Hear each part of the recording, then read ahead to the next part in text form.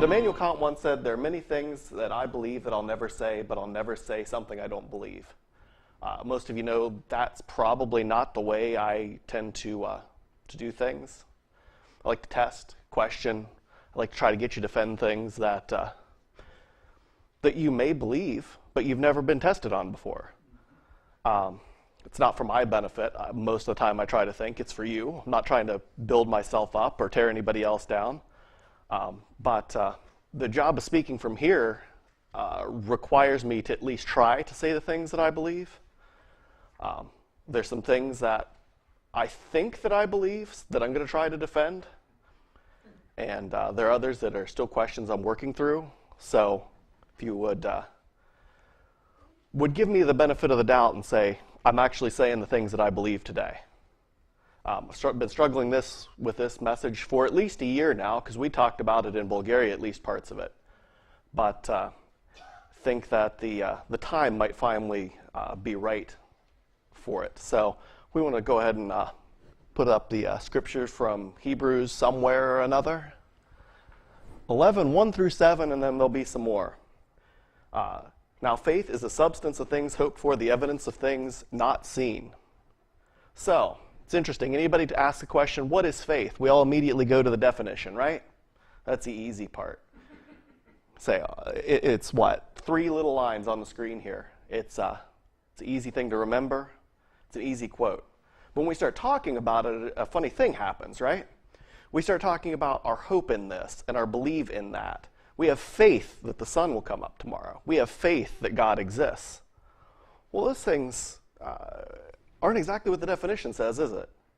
The definition says faith is a substance and is evidence. Faith is a physical manifestation. It's not something that lives inside you for reassurance. It's something real and tangible. When we talk about evidence, what are we talking about? If there's a crime, we reject the idea that believing something is enough to actually convict a person, right? We need hard evidence. So let's go ahead and go on to the next frame here. Speaking of faith, for by it elders obtained a good testimony. By faith we understand that the worlds were framed by the word of God, so that the things which are seen were not made of things which are visible. By faith Abel offered to God a more excellent sacrifice than Cain, through which he obtained witness that he was righteous. God testified of his gifts, and through it, being dead, still speaks. By faith Enoch was taken away so that he did not see death, and was not found because God had taken him. For before he was taken, he had this testimony, that he pleased God. But without faith it is impossible to please him. For he who comes to God must believe that he is, and that he is the rewarder of those who diligently seek him. Those who diligently seek him is, I think, the important part. By faith Noah, being divinely warned of things not yet seen, moved with godly fear, prepared an ark for the saving of his household, by which he condemned the world and became heir of the righteousness which is according to faith. And then later on, we're going to skip ahead to 17 a little bit. By faith Abraham, when he was tested, offered up Isaac, who had received the promises offered up his only begotten son, of whom it was said, in Isaac your seed shall be called, concluding that God was able to raise him up, even from the dead, from which he also received in a figurative sense. By faith Isaac blessed Jacob and Esau concerning things to come. By faith, when Jacob was dying, blessed each of the sons of Joseph, and worshipped, leaning on top of his staff. By faith, Joseph, when he was dying, made mention of the departure of the children of Israel, and gave instructions concerning his bones. Now, I could have read the whole chapter. If you want to, take the time. It's worth the read. I'm sure everyone here pretty much already has. But the important part of every one of these patriarchs, as we come to know them, is that they gave their action, or their faith, substance. Their actions made it a thing. Amen. So what gives our action substance?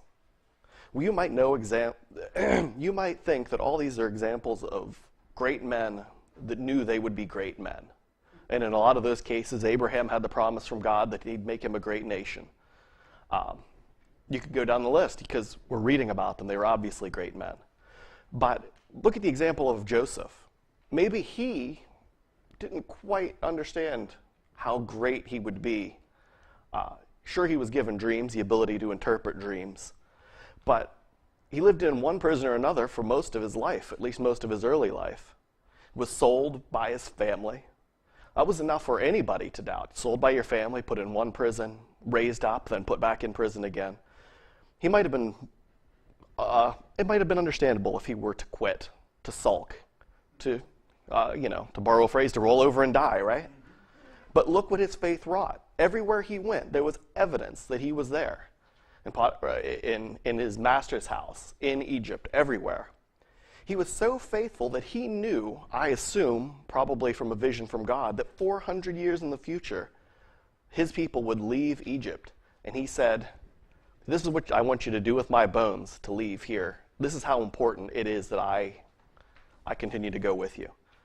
I think the more I started thinking about this and the more I started to write more and more, I thought, well, we'll dispense with that. It could be a whole message just on what does it mean to have enough faith to say, this is what you do with my bones 400 years from now. But that faith isn't an empty belief or hope. He didn't just hope that sometime his bones were going to be taken away. He didn't imagine that the Israelites might someday leave Egypt and then they're not going to just become Egyptian. It's not something that you want badly, that you're trying to create a self-fulfilling prophecy to say, someday you guys are going to leave, so I'm going to leave this prophecy about it. No, he actually believed it, so he left the instruction.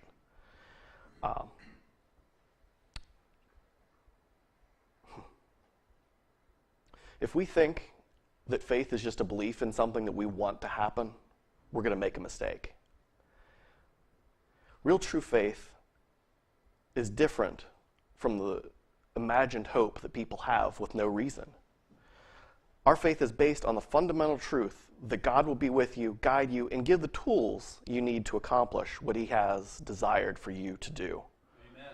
Faith isn't the belief that the patriarchs had. Faith is how they acted on the things that they believed, the things they hoped for but didn't see yet. That was how they obtained a good testimony before God and why they were counted as righteous.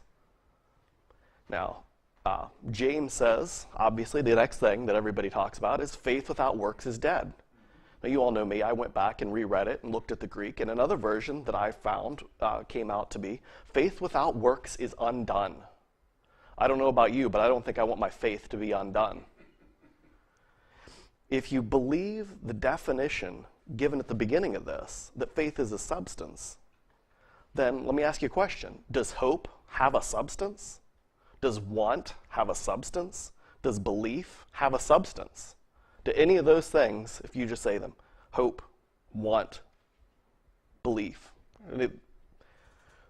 it doesn't have a substance until you do something about it, until you act on it.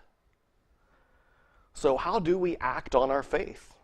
Well, that's a hard question in a vacuum. That's why I think that some of the standing up giving a message every week thing is so hard, because I don't know, how do you convince people to act and go out and do things? So I thought we'd take a look at the challenges that we have today in our actual lives. Now this next part is going to be one of those things that I believe and I think is hard and I'm still working through, and it's probably might make some of you uncomfortable.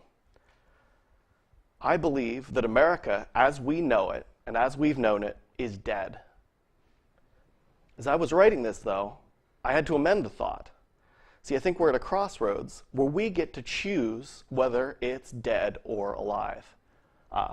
There are a handful of us here, I'm going to use it because, why not, that have heard of Schrodinger's cat, right? There's a cat. It's in a box. Until you open the box, the cat's either dead or it's alive. It's both at the same time. We get to choose, not just by opening the box and looking, but through our faith, we get to choose whether America, and particularly her church, is dead or alive today. So I came to the conclusion, regardless of whether you believe that it is dead or not, that the church lost its way. We've sold out to party politics, believing that if we just support the right people, we could force good by legislating good actions. We believed the lie of the devil that if we worship him and give him power, he'll give us everything we want. We'll have a court that overturns Roe versus Wade. We'll have a Congress that makes us more free and not less. We'll have a president that's a role model for our children. Well, that stuff's not the truth, is it? We put so much effort into getting the right people elected, we, the church, have forgotten our calling to make disciples of Christ. Amen. That is to make good, faithful men and women. Amen. What I'm about to say might sound like a novel idea, but I think that's one of the things that the nation, and to a degree the church, is founded on. Good men and women don't need laws to be good. That's true. True freedom is recognizing that everything is legal, while not everything is good. I think this is an idea that's almost uniquely and fundamentally a Christian one. We have to learn to govern ourselves. There are things that are contrary to God's law, but the people have to choose to let him be Lord over their lives. Galatians gives us a list of the fruits of the Spirit. These are the things that we're supposed to be doing. Love, joy, peace, patience, kindness, goodness, faithfulness, gentleness, and self-control. These are the things that we're called to, and against such there is and can be no law. So, we have a great many laws now, don't we? In fact, I think we have so many that most of us break some or a lot of them every day without much second thought. I think that America is like a speed limit that's set too low. We've just begun to see the evil in society as a starting place. People might say, it's just a little crude language, doesn't hurt anyone. It's just adultery, it's not murder. Notice I skipped right over the part that says, I'm just looking and not touching. I could go on, I think, with that list, but I think maybe I'll skip some. But that's our culture now in our nation. What was accepted by the last generation, the current one now embraces. So whatever you tolerated as parents, your children take as absolutely the norm. What happens to the next generation if we don't stop the cycle now? I submit here and now, much like our soul, if we seek to keep our country through natural means, we'll lose it. If we give up on it as we've known it and focus on God, building his church, only in that way can we actually save our church and our nation. Stop spending your energies on elections and government. Focus on making good people. Focus on making yourselves good. And then, and now, we'll get the government we deserve. So how do we make ourselves good? Well, we all have a part to play in making ourselves good, right? I've been in services where people say, some of you, and you'll pick people out, are called to such and such. But today, I call not upon a few, but on all. Lay your shoulders to this task. It's better to have too much force than too little when so great an object is at stake. But what's really at stake? Is it our nation? Sure, but no. Our culture? It's the same. Yes, but no.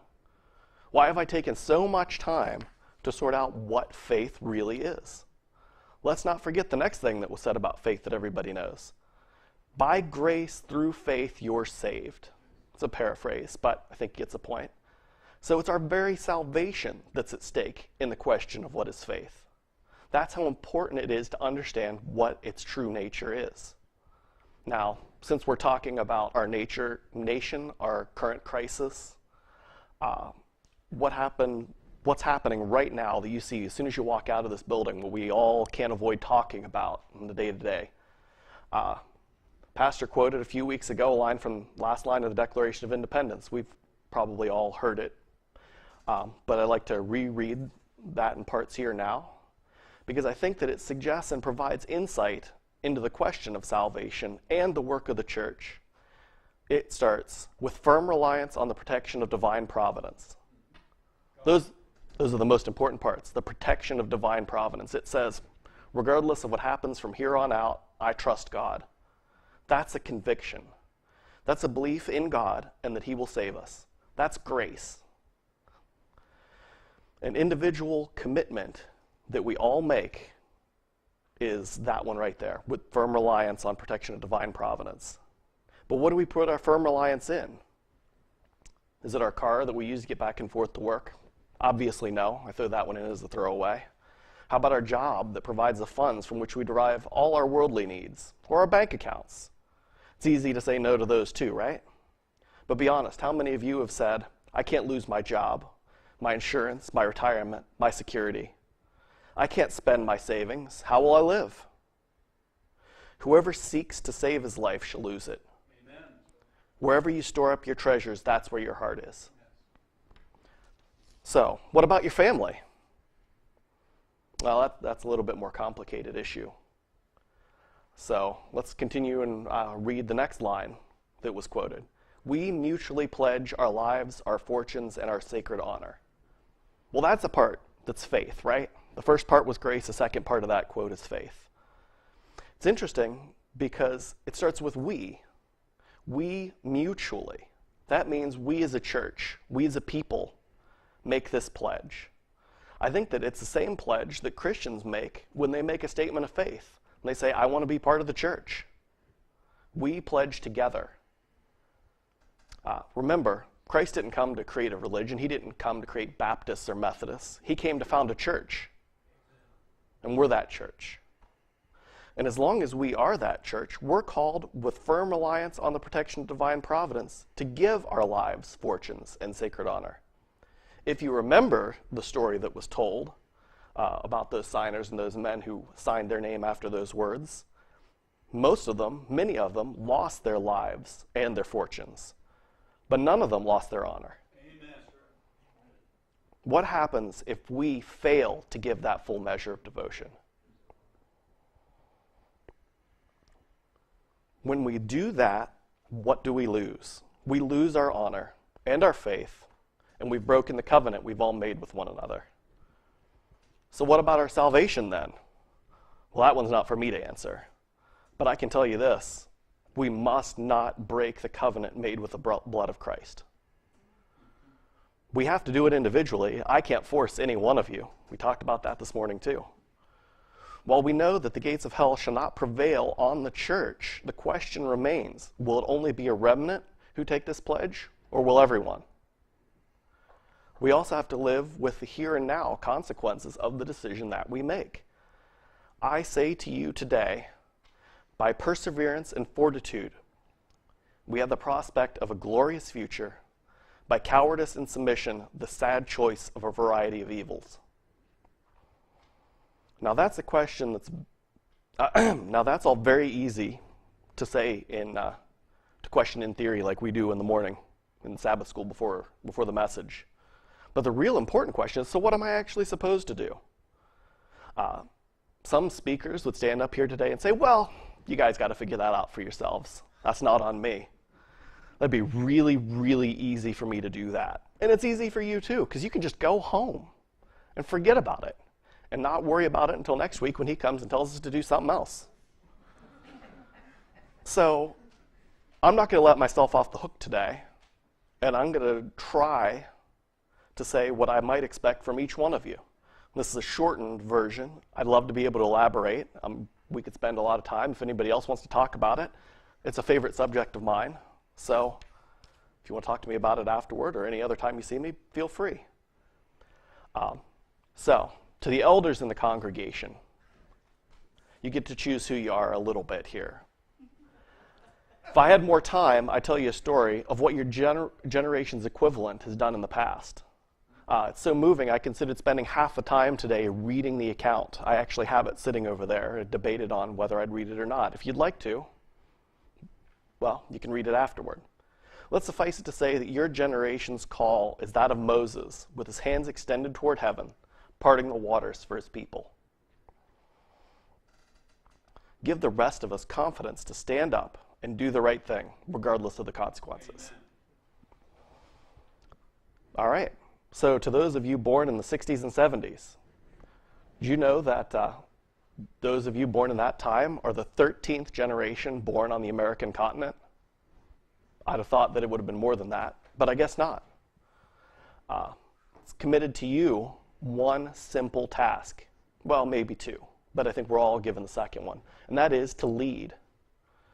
Let your reward for all the work over the past decades be that when you come into total power and control, that is to say, you finally become your parents, that you've come into a time where your control is during a time of great trial and crisis. Again, the question of the day. You get to decide whether the current crisis is the one that ends in apocalypse or glory.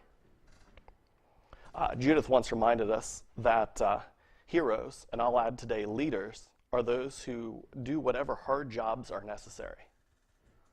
So that's your task. Now to us all, but particularly, and this is the hard part, right? This is the harsh part. I said those of you in that 13th generation have to make a choice. Is you also have to sacrifice. You don't get to keep everything you have. That's right. In order to have the world that you want, you've got to make a sacrifice. Now, we all have to make certain sacrifices. My generation, we're called the millennial generation, and unfortunately, there aren't a lot of us in this room today. I really wish there was more, but I'll share, this is why it's going to be hard. This is why there's got to be so much sacrifice. Our job is to learn the lessons from the older generation, to be inspired by the elders among us who followed the leaders of the generation that came before. Not blindly, but in our own way. That we should start by doing the small things that we can do now so that we can learn to do the great things when the times require it. And the times will require it. We listen to the preaching of the older generations about traditional values. Or we should, I guess I should say. There's a word missing in my little script here. So we should listen to the preaching of the older generations about traditional values, even if they themselves fell short of those values, and those values aren't yet common to the world. And accept them, because that is a good thing. We should ignore any hypocrisy and heed the lesson. We have a small part in leadership in this way by showing ourselves worthy of great leadership. It's long been said that we get the leaders we deserve. I said it earlier. Deserve the best leaders you can. I ask that none of you shrink from the call today.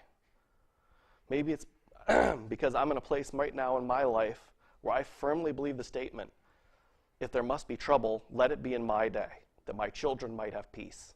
Amen. Don't pass the trouble on to your children. That's right. If we believe this and we act out of faith instead of just talking about it, instead of just preaching about it, singing about it, the world would be changed today. I know it's easy to read the stories of the patriarchs and not understand them because they're just words written on a piece of paper a few hundred years ago. And it's also that they were written about men that are obviously better than we think we could ever be. But I tell you today, they were no greater men than you and I. Amen. If they possessed greater faith than us, it is to their credit and our shame. So why are Christians and Christianity today seen as hypocritical and judgmental? Why is the church seen as obsolete and unimportant? It's because if our priorities are any indication, it is. If we don't act out on the things we hope for and don't see, we're just believing in the magic and fairy tales that they all accuse us of. Jesus was a walking, I should say, embodiment of the power of faith. Jesus walked every day in power. So did the apostles and all the giants of the church that came after them. Even when we preach the word, there's a difference between those who preach well-meaning words that we should believe and those who preach the word with power, those who give it efficacy, those who give the word substance when they preach it. I don't know that I'm the latter of those, but I'll do my best. I've often asked in Sabbath school, among other places, and I don't think I'm alone in asking the question, why do we just preach in the church building? Peter and Paul all preached in the streets. I think it's because when you preach inside the church walls, you're not required to expect anything to happen. people come away feeling good, and that's not a bad thing. They're reminded that their faith is supposed to have included those who lived their lives in a mighty way. And somehow that connection to those men, maybe their faith covers us too. Well, I don't think it works that way either. But when we go into the streets, we have to go expecting. We have to go expecting that if we do our part, if we give substance to those things we hope for, if we speak the words and we expect that when we preach, the word won't go out void, then, well, I fouled up my notes by saying some of that, so let me swing back. I'll just reread it. If we go expecting that if we do our part, if we give substance to the things we hope for and evidence for things the world does not yet see, we convict the whole world and the people will believe it, and God will give them his grace. We can't forget that his grace isn't for us. It isn't for the church to hold inside this building to talk about how we're all a part of a club covered in grace. It's ours to give, to go out and share. It's his free gift to the world. Salvation is not something we have to work for, but it is something we have to work through. Faith with fear and trembling.